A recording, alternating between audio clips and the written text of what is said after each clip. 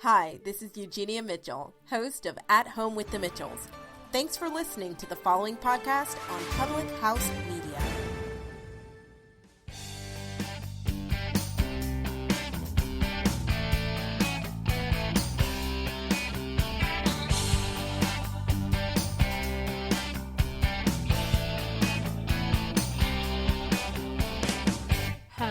Hello, happy whatever day of quarantine it is for you. Welcome and thank you for joining the Confessions of a Military Spouse podcast during this crazy pandemic. I am your host, Jenna. I'm a military spouse of 10 years, a mom, and a registered and certified dental assistant. Again, I just want to say thank you for being here with me today, and if you find that anything in today's episode resonates with you or that someone else you might know might be interested in hearing this episode, please share it. As always, I appreciate any and all feedback, so if you would like to leave some feedback, please feel free to email me at confessionsofamilspouse@gmail.com. You can find me on Facebook at Confessions of a Military Spouse, Instagram at Confessions of a Mil Spouse, or at publichousemedia.org. COVID-19, or coronavirus. It seems like it's beating a dead horse at this point, right? Everyone has something to say about this awful virus, and, well, I'm clearly no different. However, I'm hoping that my point of view on this terrible virus and quarantine time and period of uncertainty will maybe make you think differently about this whole situation. So, let's go.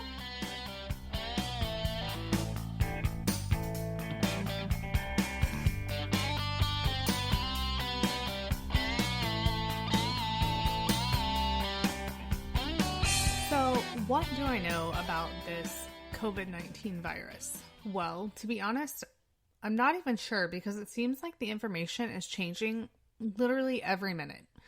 It seems day by day and sometimes minute by minute, the information about COVID-19 is changing. Shoot, by the time this episode even airs, the known information could be 100% different than what I'm even talking about right now.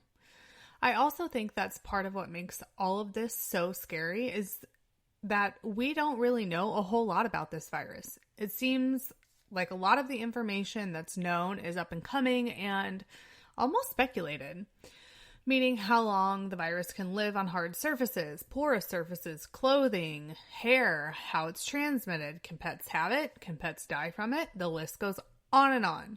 And then there's so much misinformation floating around that it makes it hard to decipher what's fact and what's fiction. And unfortunately, I'm no different. To be honest, I don't really have an opinion on this whole COVID-19 situation.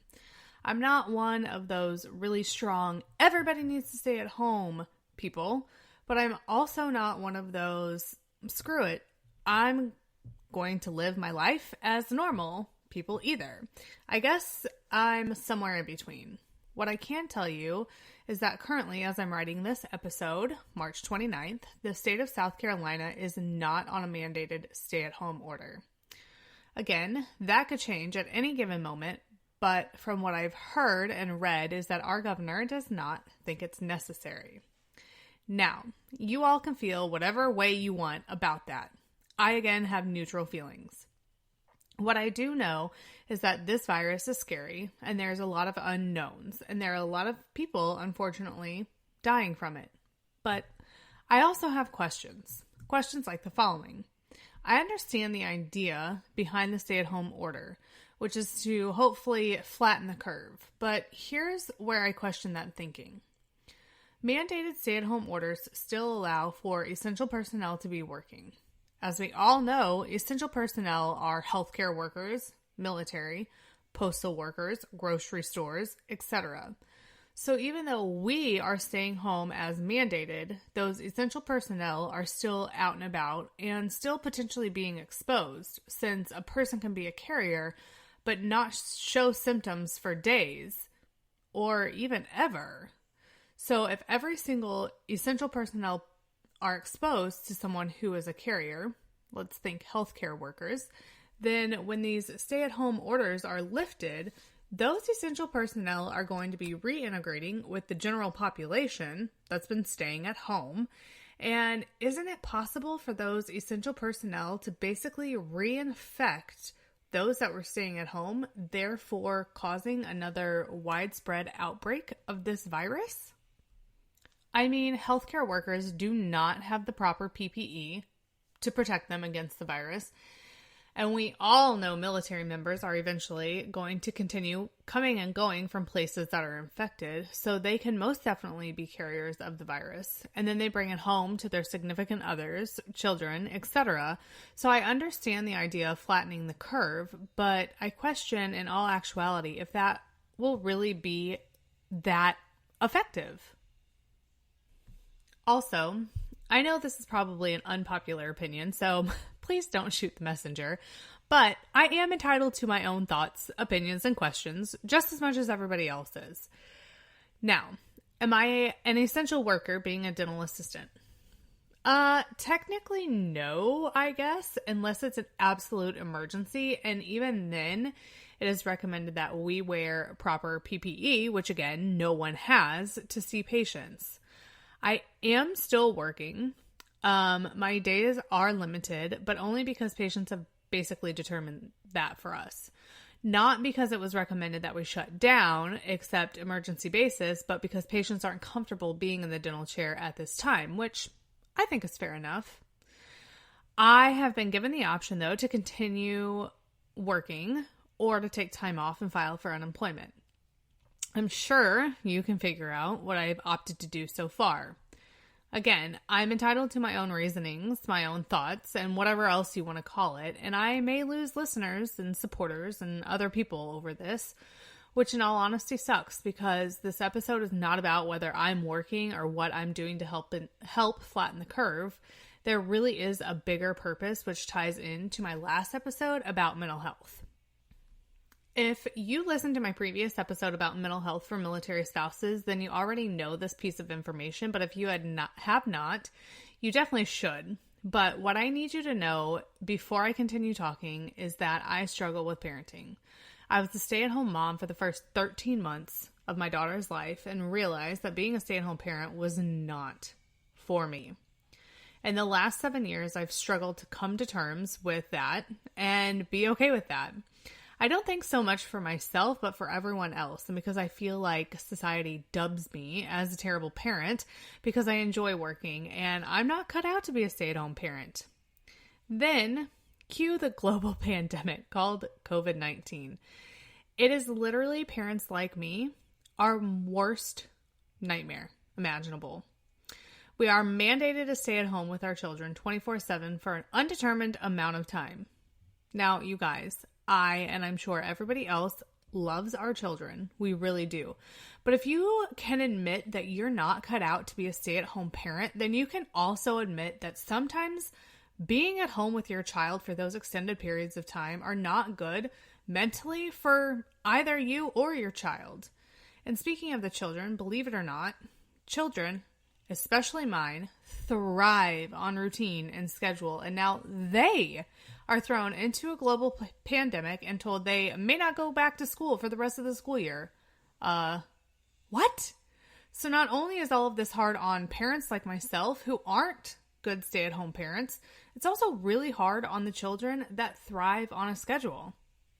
Now, let's go back to talking about mental health. For me personally, I know when Christmas break comes around or spring break or any extended period of time that I'm going to have to spend multiple hours in a day for multiple days in a row with my child without some sort of schedule, it sends my anxiety through the roof. I do not find it enjoyable most of the time, and I don't think that she does either. Not because we don't love each other, but because she and I are so much alike and very strong-willed that neither of us want to budge and neither of us want to be out of our routines. Yet, here we are. Now, throw on top of this global pandemic that school is closed right now through the end of April, and we're still in March while I'm writing and recording this. Like, WTF. So now, not only do most of us have to be full-time stay-at-home parents, whether we want to be or not, we also have to be full-time teachers. I did the teaching thing at home for one day. And even though I already knew teachers needed more pay, now I know they need a hell of a lot more pay and everything else. Props to teachers out there everywhere because this shit is hard. I never wanted to be a teacher because I knew I couldn't handle it. And now I really know I can't handle it. So now we're stay-at-home parents and full-time teachers. And what does that do to our mental health? Well, even those that normally homeschool, I can imagine it sends them into somewhat of a tailspin. Being home with kids 24/7, 7 days a week, for tons of weeks at a time, that's going to take a toll on any sane person's mental health. A friend recently posted an article about a mother/baby murder that happened and how this could be the start of an increase in domestic violence cases because people are being forced to stay at home. This is a very sensitive topic, and to be honest, it's not easy to talk about, but that is the purpose of this podcast, and I think it's something that needs to be said and needs to be talked about because I think that this is the type of stuff we forget about during a time like this. I think we forget about the children who depend on school for breakfast and lunch, and those are the only 2 meals they have during the course of a day. And now maybe they only get 1 meal a day, if even that.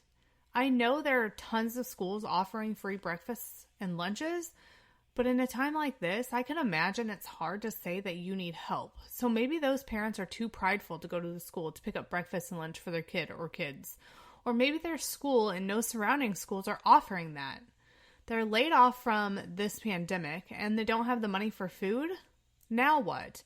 I know a lot of people that are being laid off during this pandemic can apply for unemployment, but I just read that the state of South Carolina does not have the funds for the coronavirus for unemployment yet. So literally, if they don't qualify, they're getting nothing. And I can almost guarantee the number of children that are currently going hungry have significantly increased since the start of this pandemic. And is this something that we're thinking about? I know it's flatten the curve, flatten the curve, flatten the curve, but what about these kids? Now, let's go back to the domestic violence issue. There are some kids that, you guys, school is their safe place. And I know this because I worked in a school as a lunch lady, mind you. I have no shame in admitting it, for a year. And I've seen it. You know, they don't want to be at home because bad things happen when they're at home. And chances are their parents don't want them to be there either. So what happens in that case? The child or children are no longer safe. They're scared every day of their life that this pandemic continues to rule our lives. And unfortunately, they're just children and can't speak up for themselves.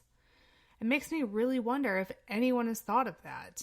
I know that parents are currently suffering from layoffs, pay cuts, etc., but what about the children?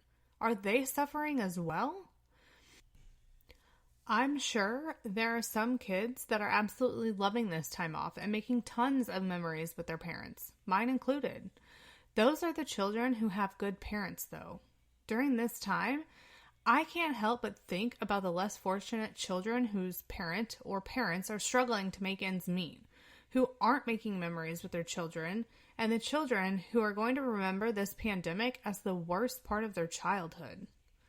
With those thoughts, I have to question how much good are we doing society and our young children by mandating these stay-at-home orders for weeks, possibly months on end, and pulling them out of schools for an indefinite amount of time.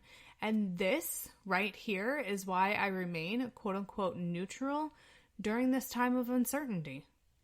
For me, it becomes a battle of what's best for society and what's best for those that don't particularly have a voice in the matter. The last point I want to make is to think about the parents that maybe didn't graduate high school or didn't go to college that now all of a sudden have these elementary aged, high school aged, and even college students at home looking to them for help, and their parents can't provide that for them. So again, how much good are we doing by keeping them out of school? What are they learning? Are they actually learning? Will they have the information and knowledge needed to be ready for the next grade or step in their life? And these are all things that have been floating around in my mind, along with all of the sadness surrounded by those that have lost loved ones to this awful virus, to include one of our own fellow military spouses.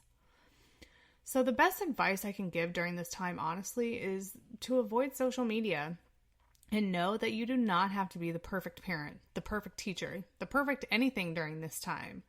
This time is new, it's unknown, and it is weird. Everyone is adjusting to what is a new quote-unquote normal, and who knows for how long that will be. So my other advice to you is do the best you can during this time and make sure you're making the time to take care of yourself for yourself.